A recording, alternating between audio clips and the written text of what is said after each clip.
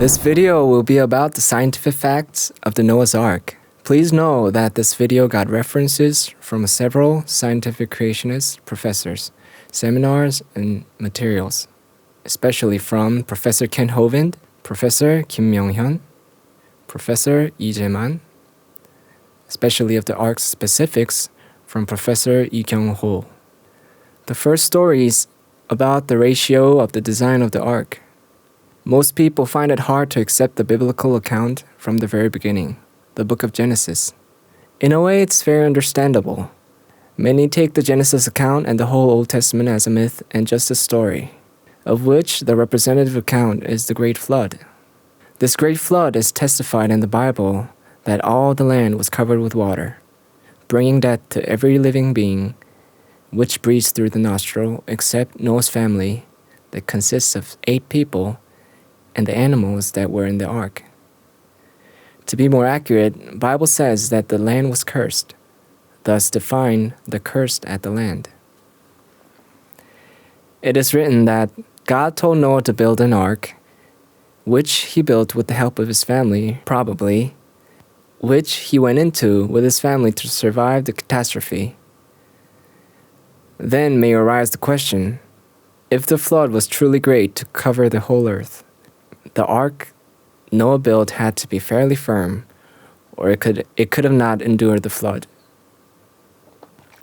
For reference, English Bible and Korean Bible identically call this event flood, 홍수, which are the same meaning, but the Hebrew Bible uses the word mabul. The accurate meaning of this word is the great cataclysm.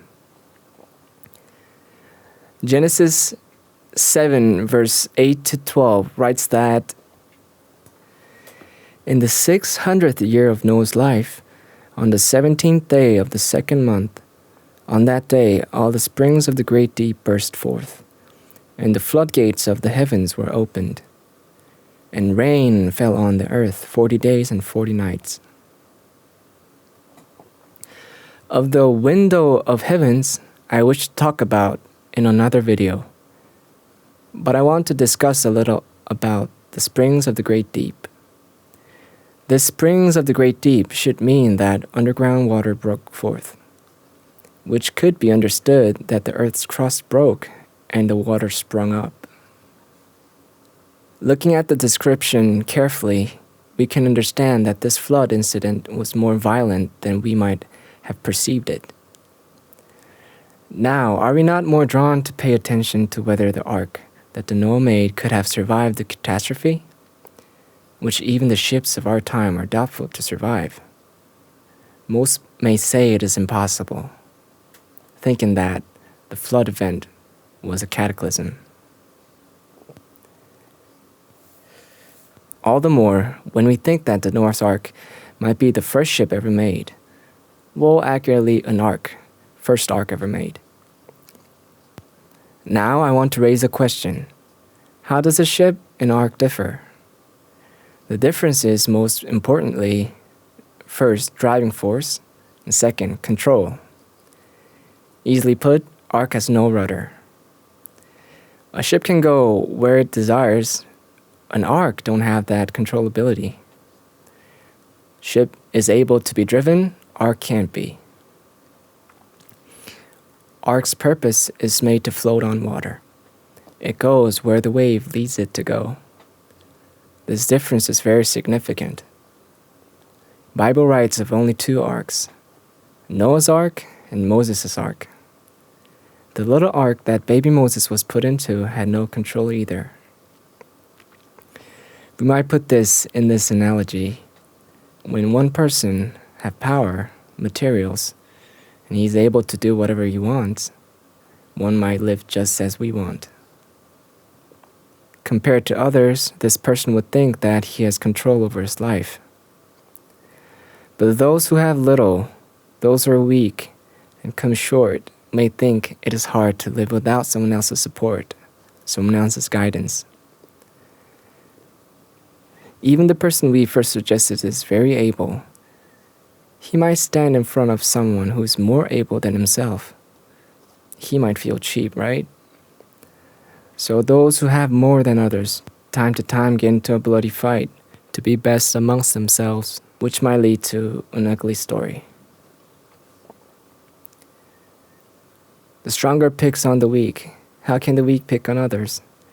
So the comparably weak people don't show up much on ugly story. People who have heavy burden of life don't have room to do bad. But we shouldn't take this as a universal truth. Like we already shared someone who is rich and able to choose what's good for the world, in which case the light he shines become great. Now let's think, who's more powerful than God? Nobody. That is why the ark has no control. It also means that God must steer the ark. In fact, it is written that God himself shut the door of the ark after telling Noah's family to go in, which implies that he would steer the ark, being responsible for his words and deeds. Let's think of Noah's shoes. Noah and his family must have built the ark. Who made him do so? God made him do so.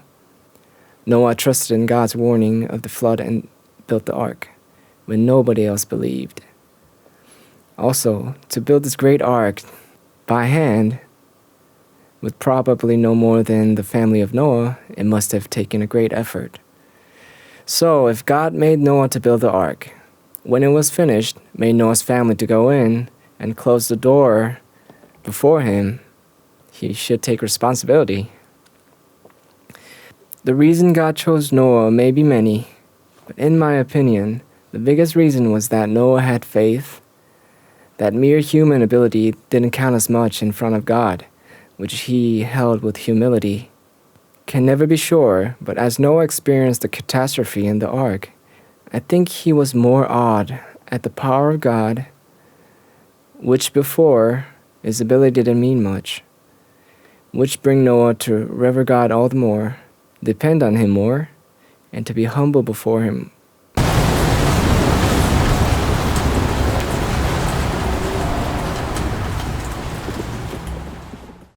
I mean, for real, let's think that all the land of the earth is submerged underwater.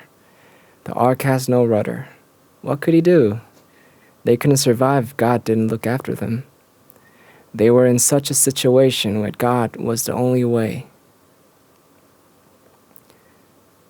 So, we talked about the difference between a ship and an ark. Now we should take a deeper look into the ark itself. As I already mentioned, at the face of that cataclysm, whether the ark was enough to come through. What's exceptionally interesting is that the ratio of the design of the ark is written in the Bible. This is no doubt a remarkable account, taking that Genesis was written 3,000 to 4,000 years ago. We could think that the account was rather audacious, and we shouldn't be indifferent about it, because as an information is more specific, there are more chance that it is proven to be wrong. Still, we must gotta do what we gotta do. We gotta check it. One of the most significant design of a ship is the ratio, especially when this ark is not small but very large. In fact, to know the optimum ratio for a large ship is not easy. Even in the modern era, it took a long time and effort to discover this ratio. Some say 90% of the completeness of a ship is in this ratio. The ratio is therefore much crucial. Then, let's take a look through the eyes of the shipbuilding today to know to some extent whether the Noah's Ark was actually firm enough to come through the flood. So the appearance of Noah's Ark is like a long rectangular box. There's a door to the side, no window, opening for air, and the inside is made to have 3-story structure. The wood Noah used is gopher. If you look at NIV Bible, it might say cypress. In other versions like KJV and ASV, just write gopher, not translated, plain Hebrew. What's important is that to what tree today this name precisely indicates is uncertain. The name being found in the written record of Mesopotamian civilization does support that gopher tree is not mythical. Back to the ark. More instruction God gave Noah was to make rooms in the ark and to coat it inside out with pitch. Pitch here is what we use to smear on the asphalt road black. This material is distilled from oil or coal tar, probably for making the ark waterproof. As we can see, the design is described rather in detail. If so, why don't we compare this design of the boat to a decently large ship that men in modern era constructed? This boat is considered to have been built at arguably the most stable way. The SS Great Britain, about 170 years back in time, built in the year 1848, SS Great Britain. When we look at its design ratio, the length is 98.15 meters, width is 15.54 meters, height is 9.76 meters. Therefore, length is about 6 times the width, accurately 6.31, and so on, and approximately 10 times the height. Let's remember this ratio: 6 times and 10 times. Noah's Ark is made around 4,400 years ago, biblically calculated, which the design is rather well described. In Genesis 6:15, we can see that the ark's length is 300 cubits, width 50 cubits, and height 30 cubits. We see the unit cubit here. This unit cubit is still used in the Middle East, and 1 cubit is around 44.5 centimeters. When we translate the size of the ark in meters, we get the length of 135 meters, width of 22.5 meters, and height of 13.5 meters. A large vessel of which displacement would be around 21,000 tons. So we have 2 large vessels. The size differs, but the ratio is what we're trying to look at. In the case of the ark, we have the length that is 6 times of the width and 10 times of the height, which is almost exactly the same with the SS Great Britain. Now, I will share an addition of the safety of the design. There was an experiment in 1992 to see whether the ark was in reality a safe vessel. It was carried out by the Korea Association for Creation Research at the Korea Research Institute of Ships and Ocean Engineering in Daejeon, South Korea, with the model of Noah's Ark. The KACR carried out this experiment by formally requesting the institute to do so, pay the price needed in order to test whether the ark was safe in reality. South Korea is famous for building large ships, which makes KRISO trustworthy compared to any other facility in the world. So the test was carried out, concluding that the Noah's Ark was perfectly stable. The result of this test was actually broadcasted through 9 o'clock news and was put on newspapers. So then, what makes the ship stable? There are a few factors to consider. First is structural stability, easily put, durability. A ship with fair durability doesn't break well. Too obvious. Since we are not familiar with the physics of this structural stability, we wouldn't know it so well. But in reality, when a large ship is not designed with the concept, it'll snap when ocean wave hits the hull. Second is restoration stability. Easily put, doesn't flip. Could be considered most significant, taken that the ship doesn't break. And third is seakeeping performance. Could be called wave stability. Easily put, does not shake. Even when the first 2 factors are acceptable, if this criteria is not met, it can't function as a ship. So this last factor is whether the personnel on board feels comfortable. Compared with the automobile, ride comfort would be the word. Only that in the case of a ship, rough ride can threaten critically the livelihood. In worst case, the life itself of those on board. In order to satisfy all these three criteria, the ratio of the design is the core. Thank you for following so far. Taking all that, let's move closer to the result of the test. It is known that the highest wave ever observed was 32 meters high. 32 meters is roughly 10-story high. Well, guess what? The ark was tested safe to 43 meters wave. The result isn't saying that the ark barely survived the wave, but that the ark endured the wave while satisfying the three criteria we went over. What is interesting is the ark had advantage over a sailing ship because ark doesn't need to advance forth. Ship, which needs to advance, its base has to be a V or a U shape, when ark is okay to have a flat base. So when a ship and an ark is made at the same, most stable design, ark would be more stable against higher and stronger waves. Of course, when the test was carried out, people made the same ark with differences in the ratio of the hull. One was a little higher, one was a little wider, and so on. 13 different combinations were tested out, of which the model that followed exactly the ratio written in the Bible turned out most stable. There are some interesting facts of this experiment in addition. In order to break the body of the ship, wave has more advantage when it hits the side of the hull. Interestingly, to waves that approaches from the left, the ark showed to turn towards the wave, positioning itself safe. Another interesting fact. What do you think the scientists' initial response to those who took the Bible design of the ark? They were flabbergasted. They didn't think the Bible was credential, most of them. But after the experiment, they started to believe.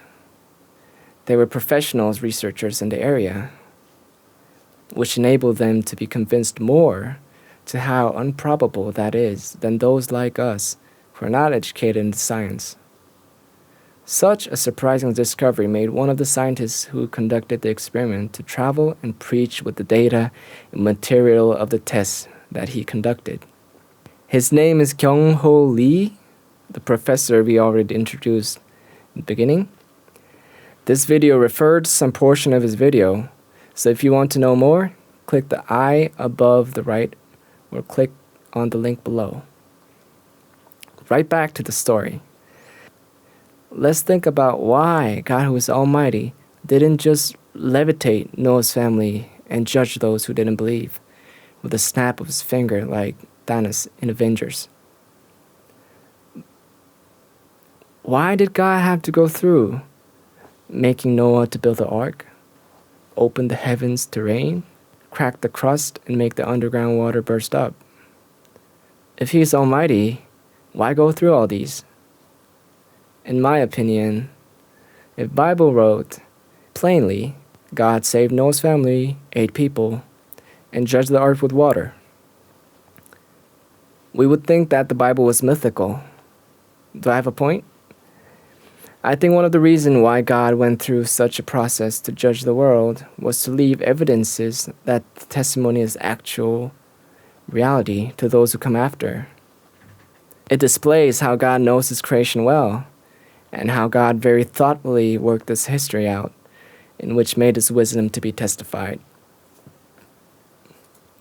Moses couldn't have enough energy to care about Exodus, because in order to write down the measurement of the Noah's Ark, which is this stable, he couldn't have done it without some research. It would take much effort to build models, test them on the waves, which are measured standardized enough to figure out the best model. This account is, as a conclusion, surprising and extraordinary, not written out of common sense of men. It can be argued that if Moses tried to make this of an accurate measurement of the ark and tried on his own to figure out, he would have failed to do so, probably until his natural life passed away. As I said before in previous videos, we might think that the Bible is mythical as we read the seemingly descriptive accounts like of this ark. However, it is our lack of knowledge that we think so. As science progresses, the Bible is proven more accurate and real. I already shared in another video that this kind of discovery is being found more and more, which is the precise reason why I made this channel. Alright, this video was about the incredible design of the Noah's Ark, and it's over. Please look forward to the next video.